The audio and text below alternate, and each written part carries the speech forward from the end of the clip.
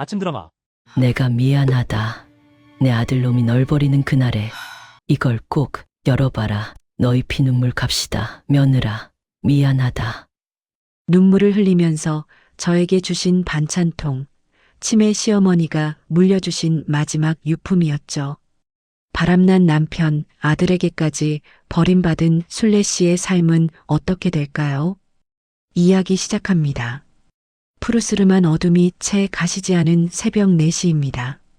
세상은 깊은 잠에 빠져 고요하지만 순례 씨의 하루는 이미 시작되었습니다. 삭신이 쑤신다는 말이 예산일이 아니죠. 그녀는 욱신거리는 무릎 관절의 통증을 억누르며 억지로 무거운 몸을 일으킵니다. 아이고, 소리가 목구멍까지 차오르지만 잠든 가족들이 깰까봐 입술을 꾹 깨물며 벽을 짚고 일어섭니다.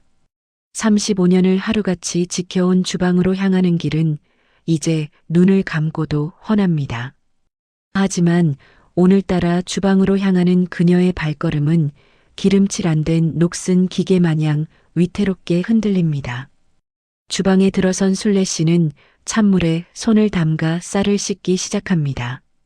얼음장 같은 물이 닿자마자 거칠어진 손마디가 추위와 고통으로 금세 붉게 달아오릅니다. 그래도 내 새끼랑 남편 배는 따뜻하게 채워보내야지. 순례 씨는 혼잣말을 삼키며 가스레인지 불을 켭니다. 파란 불꽃 위에서 보글보글 끓어오르는 된장찌개 냄새가 적막한 주방을 서서히 채워나갑니다. 멸치 육수의 구수한 향이 퍼지자 그제야 그녀의 굳은 얼굴에 미미한 안도감이 번집니다. 의사 아들 경준의 아침상을 차리는 것은 그녀에게 신성한 의무이자 삶의 전부였으니까요. 그녀는 굽은 허리를 손바닥으로 툭툭 두드리며 어제 저녁 미리 준비해둔 밑반찬들을 식탁 위에 하나둘 정갈하게 옮겨 담습니다. 창밖의 희뿌연 새벽별을 바라보며 순례 씨는 오늘도 무사히 하루가 지나가길 마음속으로 간절히 빌었습니다. 하지만 이상한 일이죠. 가슴 한구석에서 느껴지는 원인 모를 불안감이 파르르 떨리는 그녀의 손끝을 타고 전해집니다. 순례 씨는 젖은 앞치마에 손을 닦으며 안방에서 들려오는 남편 달식 씨의 코골이 소리에 잠시 귀를 기울입니다. 35년 전 시집 오던 날 분칠한 듯 고왔던 그녀의 손은 이제 온데간데 없습니다. 거울에 비친 자신의 손을 가만히 내려다보니 그저 세월의 모진 풍파를 견뎌낸 옹이진 나무뿌리 같은 손만 남았을 뿐입니다. 그 거친 손등 위로 차가운 새벽 공기가 서글프게 내려앉습니다. 하지만 이제는 때가 왔음을 직감했습니다.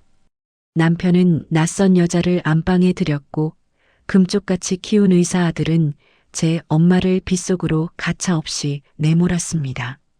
정말로 세상 천지에 그녀의 편은 단 한 사람도 남지 않은 시어머니가 예견했던 그 참담한 순간이 닥친 것입니다. 순례 씨는 본능적으로 그 반찬통을 꺼내 가방 가장 깊숙한 곳, 낡은 가디건 사이에 소중히 밀어 넣었습니다. 마치 벼랑 끝에 선 사람이 잡은 마지막 구원줄처럼 말이죠. 거실에서는 남편 달식 씨가 빨리 나가지 않고 뭐 하느냐며 짜증 섞인 소리를 질러댔습니다. 아직도 안 나갔어? 어차피 다 버릴 옷들인데 뭐 그리 챙겨. 빨리빨리 좀 움직여. 순례 씨는 가방 지퍼를 닫으며 손마디가 하얗게 질릴 정도로 가방끈을 꽉 움켜쥐었습니다. 거울 속에 비친 자신의 모습은 마치 길가에 버려진 낡은 종이 상자처럼 초라했지만 가슴속에 품은 반찬통의 묵직한 무게가 왠지 모를 서늘한 용기를 주었습니다. 그녀는 35년의 세월을 고작 가방 하나에 응축한 채 뒤도 돌아보지 않고 차가운 거실로 발을 내디뎠습니다. 남편 달식 씨는 이제 더는 참지 못하겠다는 듯 순례 씨의 앙상한 팔을 거칠게 잡아 끌었습니다. 35년을 함께 살며 온갖 수발을 다 들어준 아내였지만 그의 눈에는 이제 치워버려야 할 낡은 가구보다 못한 존재였죠. 그는 현관문을 거칠게 열어젖히고는 가방과 함께 순례 씨를 복도로 사정없이 밀쳐냈습니다. 이제 다시는 이 집 근처에 얼씬도 하지 마. 이 지긋지긋한 구석대기 같으니라고. 복도 바닥에 나동그라진 순례 씨의 손등 위로 차가운 시멘트의 냉기가 엄습했습니다. 뒤따라 나온 아들 경주는 쓰러진 어머니를 일으켜 세우기는커녕 현관문 틈으로 차가운 눈빛만 보낸 채 말없이 문을 쾅 닫아버렸습니다. 그 굳게 닫힌 문 너머로 내연녀 세라의 간드러지는 웃음소리가 새어나왔습니다. 그 소리는 날카로운 얼음 송곳이 되어 순례 씨의 심장을 갈기갈기 찢어발겼습니다. 하늘도 그녀의 신세를 비웃는 것일까요? 아파트 입구를 나서는 순간 기다렸다는 듯 장대비가 쏟아지기 시작했습니다. 한치 앞도 보이지 않을 만큼 굵은 빗줄기는 순례 씨의 얇은 가디건을 순식간에 적셨고 차가운 빗물이 살갗을 파고들어 뼈마디를 시리게 했습니다. 순례 씨는 빗물인지 눈물인지 모를 뜨거운 액체가 얼굴을 타고 흐르는 것을 느끼며 바닥을 짚고 비틀거리며 일어섰습니다. 35년을 내 몸처럼 닦고 광냈던 그 집은 이제 불빛 하나조차 그녀의 것이 아니었습니다. 빗물에 젖어 축 처진 낡은 가방을 품에 꼭 안은 그녀는 갈 곳 없는 발걸음을 떼어 아파트 단지를 천천히 빠져나왔습니다. 멀어지는 아파트 창문의 불빛들을 돌아보며 순례 씨는 오열했습니다. 자신의 젊음과 평생의 헌신이 이토록 비참한 배신으로 돌아왔다는 현실이 믿기지 않았죠. 어머니, 제가 어찌해야 합니까? 쏟아지는 빗줄기는 그녀의 가녀린 어깨를 무겁게 짓눌렀고 세상은 온통 잿빛 어둠에 잠겨 있었습니다. 하지만 신기한 일이었습니다.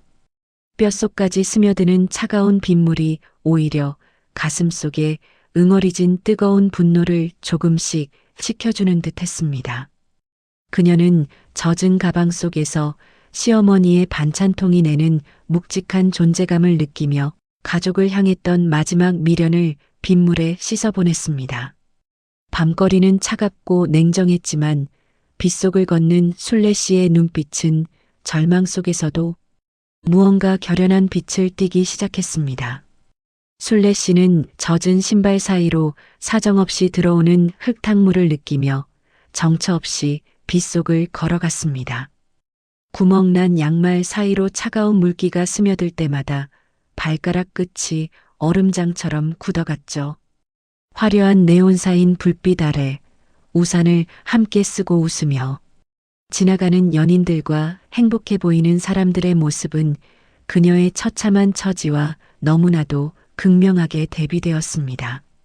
지나가는 차들이 웅덩이를 밟아 튀긴 물벼락을 고스란히 맞으면서도 순례 씨는 피할 생각조차 하지 못했습니다.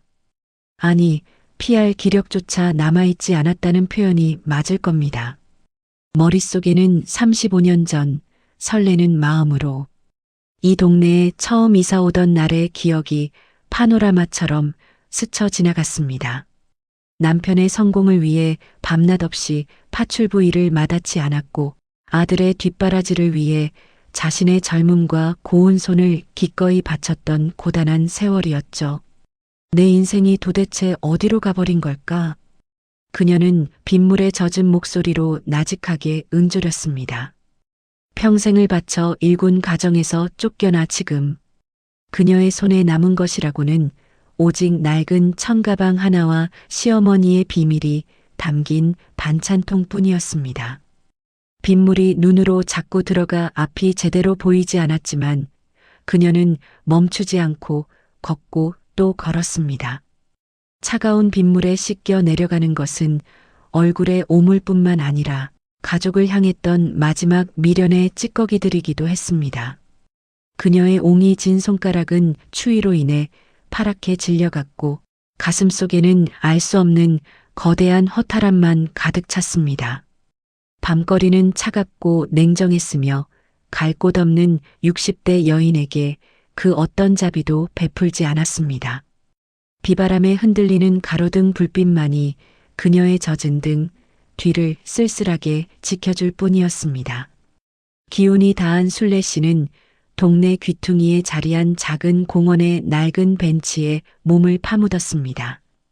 빗줄기는 조금 가늘어졌지만 밤 공기는 살을 애듯 차가웠죠. 가로등 불빛 아래 비치는 그녀의 그림자는 흠뻑 젖어 더욱 길고 외롭게 늘어져 있었습니다. 그녀는 품에 꼭 안고 있던 낡은 가방을 옆에 내려놓고 멍하니 허공을 응시하며 가쁜 숨을 몰아쉬었습니다. 이제 정말 갈 곳이 없구나. 내 인생이 어쩌다 이렇게 됐을까. 가슴 밑바닥에서 치밀어 오르는 억울함에 그녀는 입술을 깨물며 신음 같은 울음을 토해냈습니다. 텅 비어버린 배에선 꼬르륵 소리가 들려왔고 육체적인 허기는 정신적인 고통을 더욱 가중했습니다. 손끝 하나 까딱할 힘조차 없던 그때 문득 가방 안쪽 깊숙이 넣어두었던 시어머니의 낡은 반찬통이 손끝에 딱딱하게 걸렸습니다. 순례 씨는 마치 물에 빠진 사람이 구원줄이라도 잡듯 떨리는 손으로 그 반찬통을 꺼내 무릎 위에 소중히 올려놓았습니다. 낡은 플라스틱 통에서는 세월의 냄새와 함께 돌아가신 시어머니 강씨 여사의 채취가 묻어나는 듯했죠. 시어머니가 돌아가시기 직전 순례 씨의 손을 꽉 쥐며 눈을 부라리던 그 절박했던 목소리가 환청처럼 빗소리를 뚫고 들려왔습니다. 순례야, 내 아들이지만 그놈은 믿지 마라. 내 편이 아무도 없을 때, 그때 꼭 이걸 열어봐야 한다.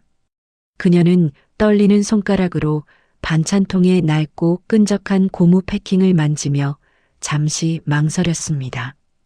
뚜껑을 여는 순간 어머니와의 마지막 연결고리가 끊어질까 두려웠지만 지금이 바로 시어머니가 말씀하셨던 그 절박한 순간임을 그녀는 직감했습니다. 적막한 공원 한복판에서 순례 씨는 마지막 희망을 걸 듯 굳게 닫혀있던 반찬통 뚜껑을 천천히 열기 시작했습니다. 순례 씨는 떨리는 손가락으로 끈적하게 달라붙은 낡은 반찬통의 뚜껑을 힘겹게 들어 올렸습니다. 35년의 묵은 먼지가 묻어나는 그 통 안에는 여러 겹의 검은 비닐봉지가 들어 있었죠. 비닐을 하나씩 걷어낼 때마다 그녀의 심장 소리가 빗소리보다 더 크게 귓가를 때렸습니다. 마침내 마지막 봉지를 열자 그 안에서 고운 비단으로 꼼꼼하게 쌓인 두툼한 뭉치가 모습을 드러냈습니다. 비단을 펼치는 순간 가로등 불빛 아래에서 묵직한 노란빛이 번쩍이며 순례 씨의 눈을 멀게 했습니다. 그 안에는 어른 손가락만 한 금괴, 몇 덩이와 예금주 이름이 이순례로 선명하게 적힌 여러 개의 통장이 들어 있었죠. 하지만 그녀를 가장 경악게 한 것은 서류 뭉치 맨 위에 놓인 종이 한 장이었습니다. 그것은 1년 전 이미 순례 씨의 명의로 이전된 강남 소재 건물의 증여 계약서였습니다. 어머니, 이게 다 뭐예요? 이 모진 세월을 저를 위해 이렇게 준비하신 거예요? 순례 씨는 믿기지 않는 광경에 입을 틀어막았고 거친 손마디 사이로 뜨거운 눈물이 복물 터지듯 쏟아졌습니다. 이것은 아들의 탐욕과 남편의 배신을 미리 예견했던 시어머니가 며느리의 삽시보년, 헌신에 대한 마지막 보상으로 숨겨둔 전 재산이었습니다. 시어머니는 치매인 척하며 그 모진 세월을 견디는 동안 오직 자신의 진심을 알아준 며느리만을 위해 이 거대한 기적을 준비해 두었던 것이죠. 통장마다 적힌 거액의 숫자들은 빗물에 젖어 차갑게 식어가던 그녀의 심장을 다시 뜨겁게 요동치게 했습니다. 세상 그 누구도 알아주지 않던 자신의 인생을 누군가 지켜보고 응원하고 있었다는 사실이 그녀를 죽음의 문턱에서 끌어올렸습니다.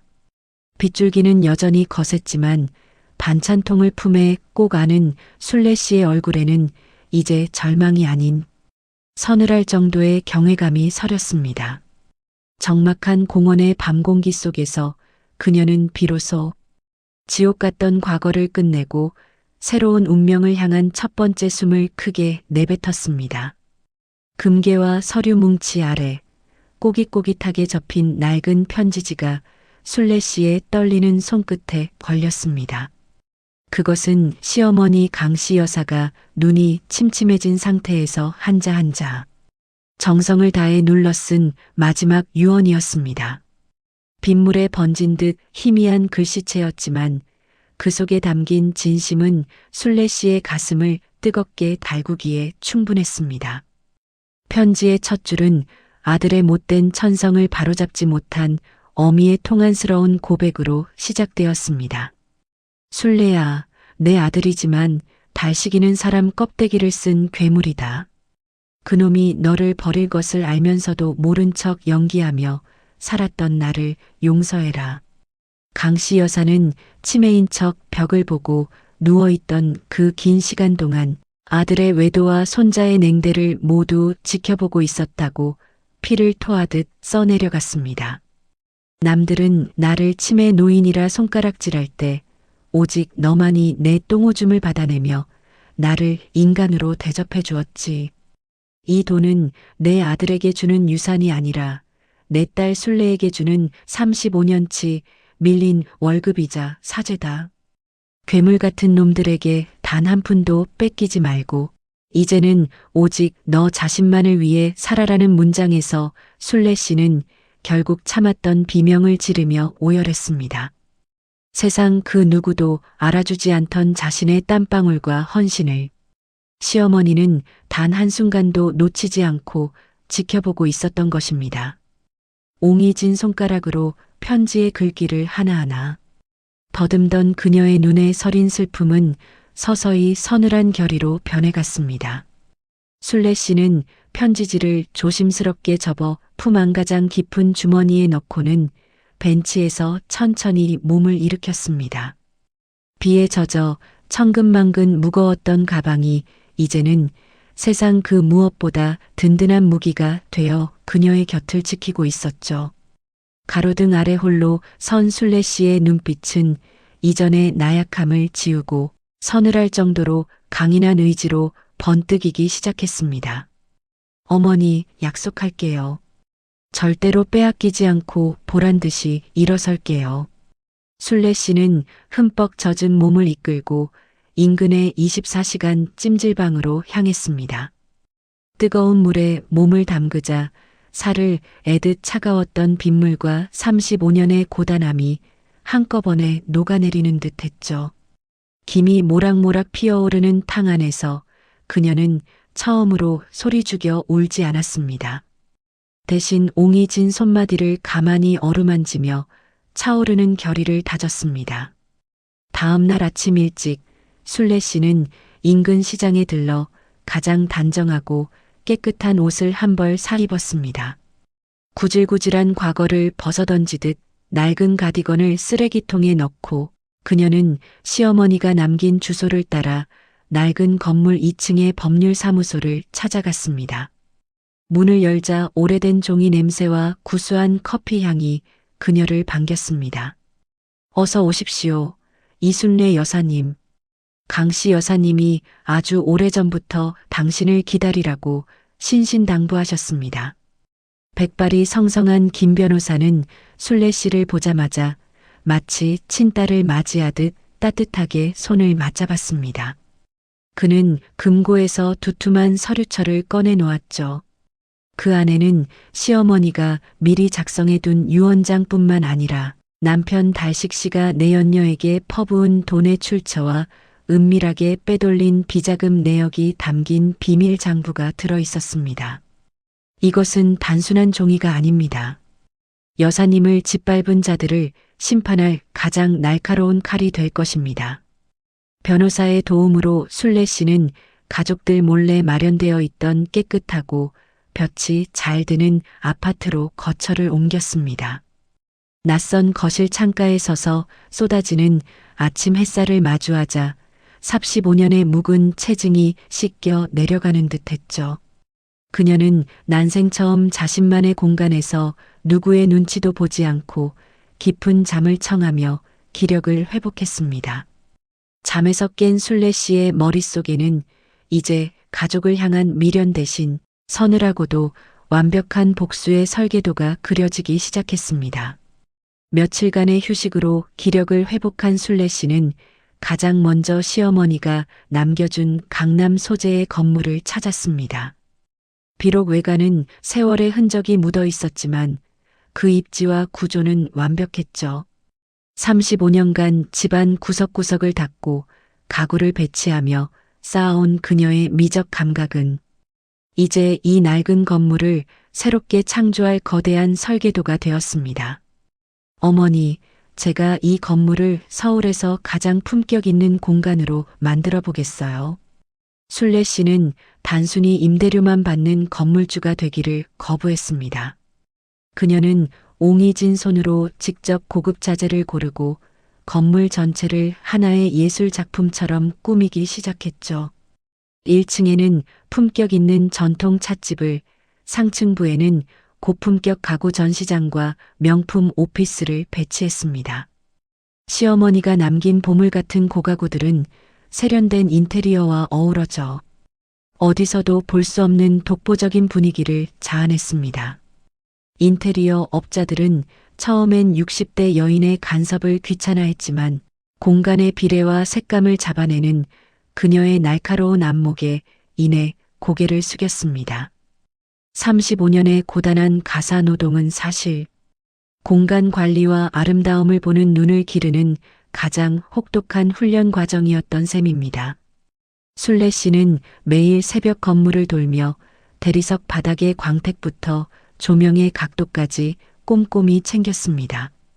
공사가 마무리될 즈음 건물 전면에는 명가 순례라는 묵직한 금빛 현판이 당당하게 걸렸습니다. 그것은 누군가의 아내나 어머니가 아닌 오직 이순례라는 이름 석자로 서는 첫 번째 증명서였습니다. 개업 준비를 마친 조용한 저녁, 순례 씨는 로비 한가운데 서서 거울처럼 매끄러운 바닥에 비친 자신의 모습을 응시했습니다. 이제 그녀의 눈빛은 절망이 아닌 완벽한 주인으로서의 서늘하고도 우아한 빛을 띠고 있었습니다. 강남 한복판, 회색빛 빌딩 숲 사이에서 명가 순례는 독보적인 기품을 내뿜으며 서 있습니다. 개업한 지 얼마 되지 않아 이곳은 서울에서 가장 품격 있는 복합 문화 공간으로 입소문이 났죠. 1층 전통 찻집에서 배어나오는 은은한 침향과 상층부, 갤러리의 고아한 분위기는 지나가는 사람들의 발길을 절로 멈추게 했습니다. 35년간 남들의 눈에 띄지 않게 집안을 가꾸던 순례 씨의 솜씨가 이제는 거대한 건물의 구석구석에서 빛을 발하고 있었습니다. 대표님, 오늘 오후에 예약된 귀빈들 명단입니다. 확인 부탁드립니까? 단정한 정장 차림의 직원이 허리를 숙이며 순례 씨에게 서류를 내밉니다.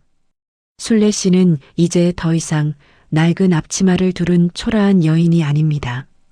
우아한 실크 블라우스에 정갈하게 올린 머리, 그리고 안경 너머로 번뜩이는 지적인 눈빛은 보는 이들을 압도하기에 충분했죠. 그녀는 거친 손마디를 감추지 않고 당당하게 서류를 넘기며 공간의 작은 소품 하나까지도 직접 진두지휘했습니다. 로비에 흐르는 클래식 음악은 예전 남편의 고함 소리와 아들의 무관심이 가득했던 거실의 정막과는 차원이 달랐습니다. 순례 씨는 거울처럼 매끄러운 대리석 바닥 위를 또각또각 소리를 내며 걸었습니다. 그 소리는 마치 지난 35년의 서름을 딛고 일어서는 승전보처럼 경쾌하게 울려 퍼졌죠. 그녀는 건물을 찾는 정재계 인사들과 여유롭게 인사를 나누며 누구의 아내가 아닌 이순례라는 이름 자체로 존경을 받았습니다. 건물 옥상 정원에 올라 탁 트인 서울 시내를 내려다보며 순례 씨는 깊은 숨을 들이켰습니다. 빌딩 숲 너머 어딘가에서 궁상맞게 살고 있을 배신자들의 모습은 이제 안중에도 없었죠.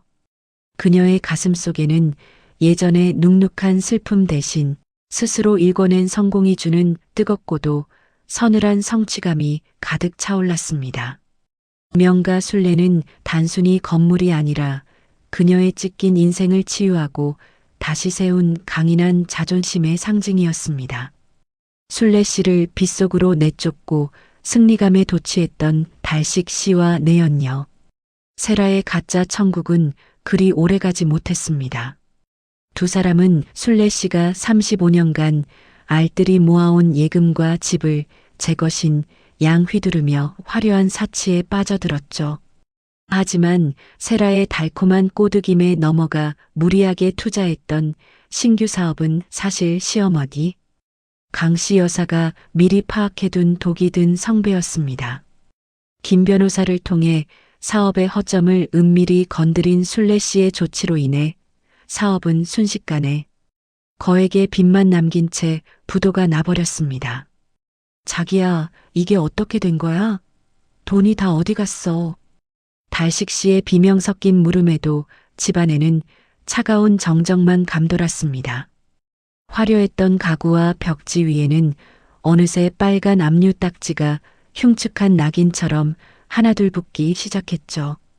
돈줄이 마르자마자 본색을 드러낸 세라는 밤중에 달식 씨의 남은 비상금과 명품 시계들을 챙겨 흔적도 없이 도망쳐버렸습니다. 아침에 일어나 텅 빈 거실에서 홀로 남겨진 사실을 깨달은 달식 씨는 머리를 쥐어뜯으며 절규했습니다. 전기와 수도마저 끊긴 싸늘한 집안에서 달식 씨는 혼이불을 뒤집어 쓴 채 벌벌 떨었습니다. 배고픔에 지쳐 주방을 뒤져보았지만 찬장에는 먼지만 가득할 뿐. 그를 위해 정성껏 끓여주던 순례 씨의 따뜻한 된장찌개 한 그릇조차 없었죠. 35년 조강지처의 헌신을 발로 걷어찬 대가는 뼛속까지 스며드는 시린 추위와 지독한 허기였습니다. 거실 가득 풍기던 세라의 진한 향수 냄새는 이제 구역질 나는 악취로 변해 그의 목을 조여왔습니다. 달식 씨는 어둠 속에서 순례 씨의 이름을 미친 듯이 불러보았지만 돌아오는 것은 자신의 죄악을 꾸짖는 듯한 서늘한 메아리뿐이었죠. 평생을 바친 아내의 정성을 비웃던 남자가 마주한 것은 자신이 그토록 갈구했던 욕망의 끝에 놓인 처절한 몰락과 외로움이었습니다. 오만하기만 했던 의사 아들 경준의 하얀 가온은 이제 명예가 아닌 무거운 낙인이 되어 그의 어깨를 짓눌렀습니다.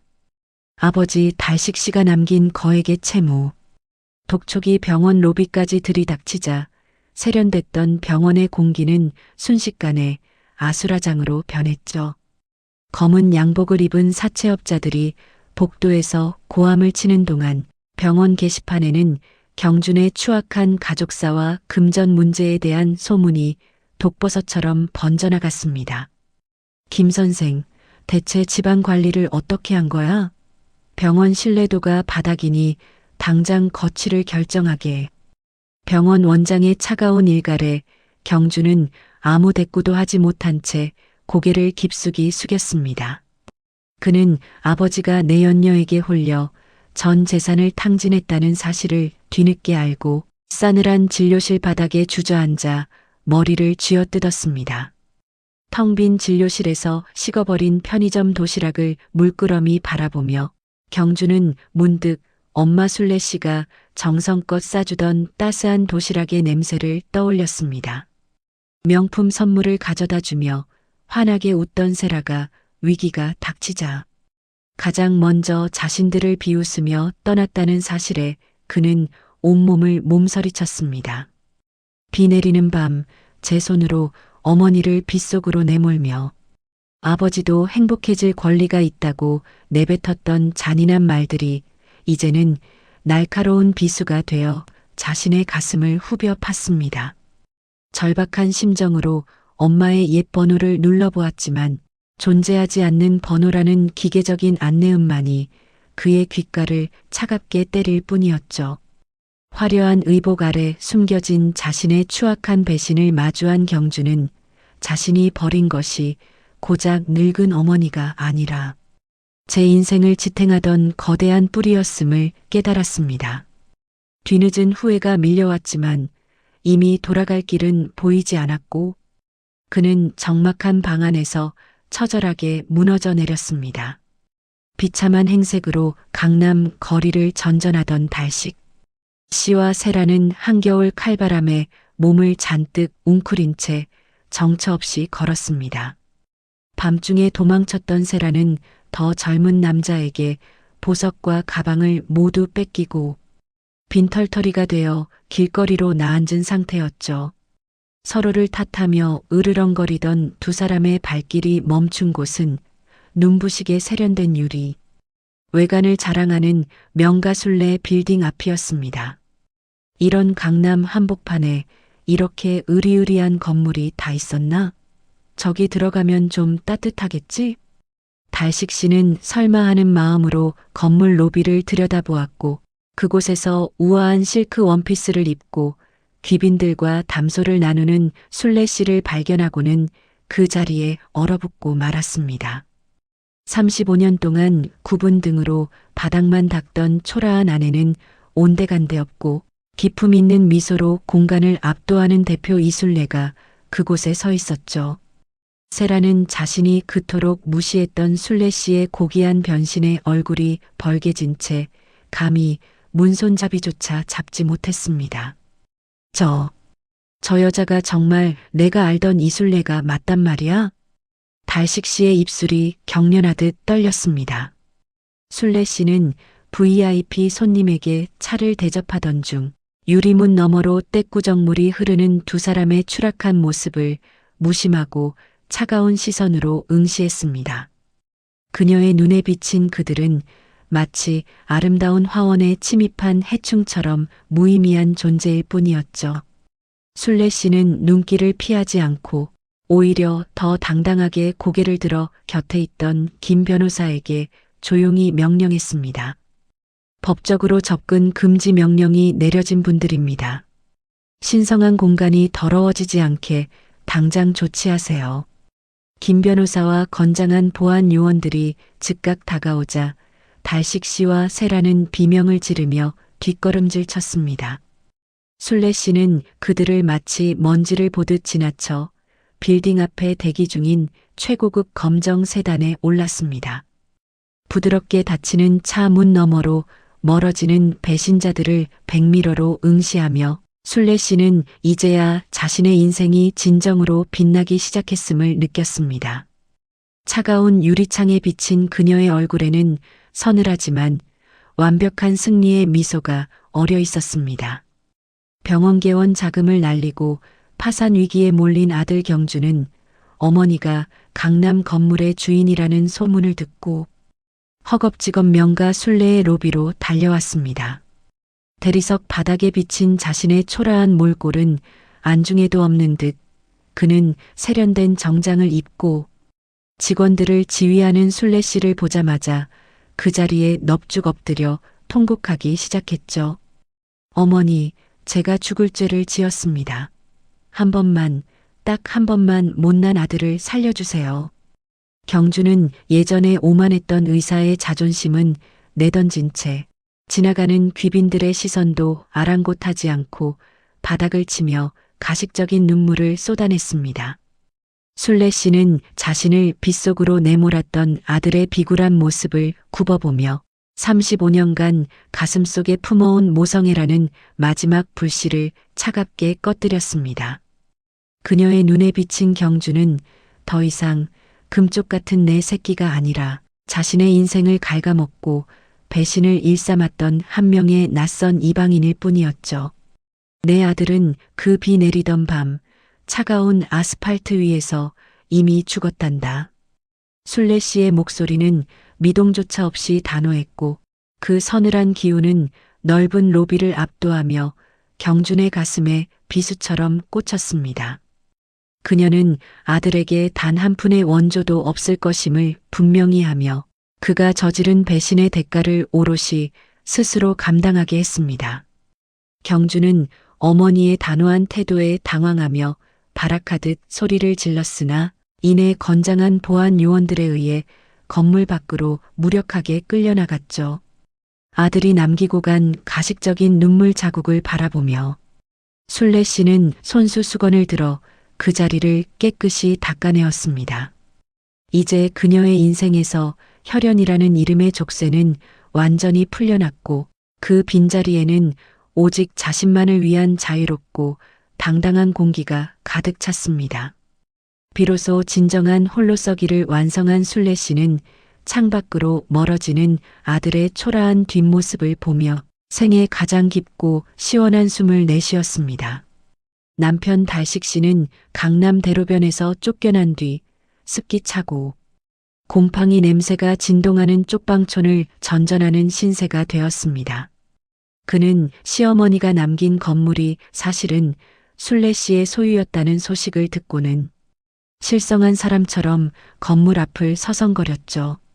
하지만 그를 기다리는 것은 따뜻한 밥상이 아니라 김 변호사가 내미는 서늘한 법적 경고장과 접근 금지 명령뿐이었습니다. 순례야, 내가 잘못했다. 제발 한 번만 만나줘. 그의 처절한 외침은 화려한 빌딩 숲의 소음 속에 묻혀 누구에게도 닿지 않았습니다. 한편 사기죄로 수배 중이던 내연녀 세라는 결국 들이닥친 형사들에 의해 차가운 수갑을 차게 되었습니다. 화려한 보석 대신 은빛 금속의 차가운 감촉이 그녀의 손목을 파고들었고 그녀는 비참한 최후를 맞이하며 구치소의 시멘트 바닥에 주저앉았죠. 아들 경준 또한 인과응보의 칼날을 피하지 못했습니다. 무리한 채무 독촉에 시달리다 벌어진 의료사고와 금전 비리가 터지면서 그가 평생의 긍지로 여겼던 의사 면허가 영구 정지되었습니다. 하얀 가운을 벗어던진 그의 손은 이제 사람을 살리는 손이 아닌 배신의 대가로 떨리는 가련한 손이 되어버렸습니다. 악인들이 서로를 탓하며 진흙탕 싸움을 벌이는 동안 그들의 곁에는 오직 적막한 지옥만이 남았습니다. 순례 씨는 신문을 통해 들려오는 그들의 몰락 소식을 담담하게 읽어내려갔습니다. 그녀는 시어머니의 유산을 오롯이 자신의 것으로만 여기지 않았죠. 순례 씨는 시어머니의 이름을 딴 강씨 여사 장학재단을 설립하여 자신처럼 홀로 고통받는 여인들과 꿈을 잃은 청년들을 돕기 시작했습니다. 어머니, 이제야 어머니의 깊은 뜻을 온전히 세상에 전합니다. 재단 현판에서 풍겨나오는 은은한 나무 향기와 먹 향기를 맡으며 순례 씨는 하늘을 향해 흐뭇한 미소를 지었습니다. 배신자들은 이제 그녀의 머릿속에서 완전히 삭제되었고 그 빈자리는 타인을 향한 자비와 선행의 온기로 가득 찼습니다. 인과응보의 정의가 실현된 조용한 저녁, 그녀는 홀로 찻잔을 기울이며 생애 가장 평온한 밤을 맞이했습니다. 만개한 벚꽃잎이 눈송이처럼 흩날리는 따스한 봄날입니다. 순례 씨는 오늘 생전 처음 자신을 위해 맞춘 고운 연분홍빛 한복을 차려입고 시어머니 강씨 여사의 산소를 찾았습니다. 35년 전 시집 오던 날처럼 설레는 마음이지만 그때와는 비교할 수 없는 단단한 평온함이 그녀의 얼굴에 머물러 있었죠. 그녀는 정성껏 준비한 음식들을 산소 앞에 정갈하게 차려놓고 어머니가 좋아하시던 차 한 잔을 올리며 환하게 웃어 보였습니다. 어머니, 이제야 저를 찾았습니다. 이순례로 사는 법을 이제야 알 것 같아요. 시어머니가 남겨주신 낡은 반찬통은 이제 그녀의 거실 장식장 한가운데 세상 그 어떤 보석보다 귀하게 닦여 소중하게 놓여 있습니다. 순례 씨는 산바람에 실려오는 진한 꽃향기를 깊게 들이마시며 더 이상 누군가의 수발을 드는 아내나 배신당한 엄마가 아닌 당당한 인간 이순례로 우뚝 서 있었습니다.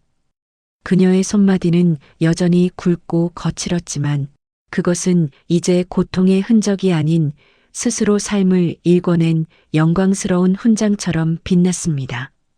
명가순례 빌딩으로 돌아오는 길, 건물 안은 활기찬 웃음소리로 가득했습니다.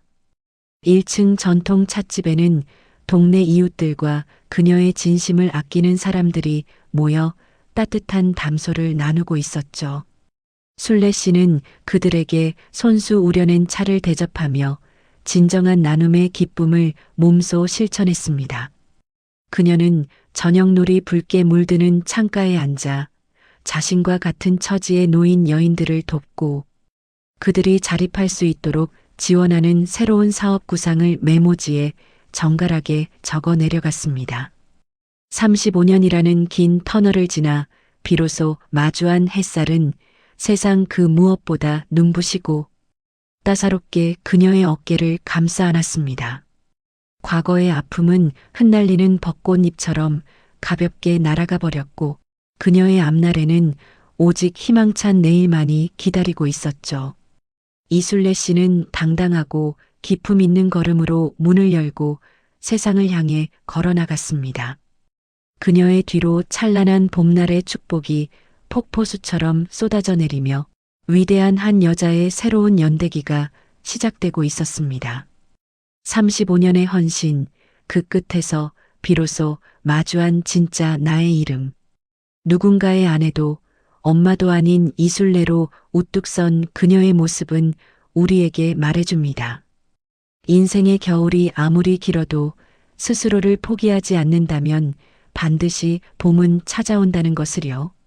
여러분의 인생 역시 지금이 가장 눈부신 시작일 수 있습니다. 이 이야기가 여러분께 작은 위로와 용기가 되었기를 바랍니다. 영상이 좋으셨다면 구독과 좋아요로 따뜻한 마음을 나누어 주세요. 여러분의 소중한 응원이 저에게는 큰 힘이 됩니다.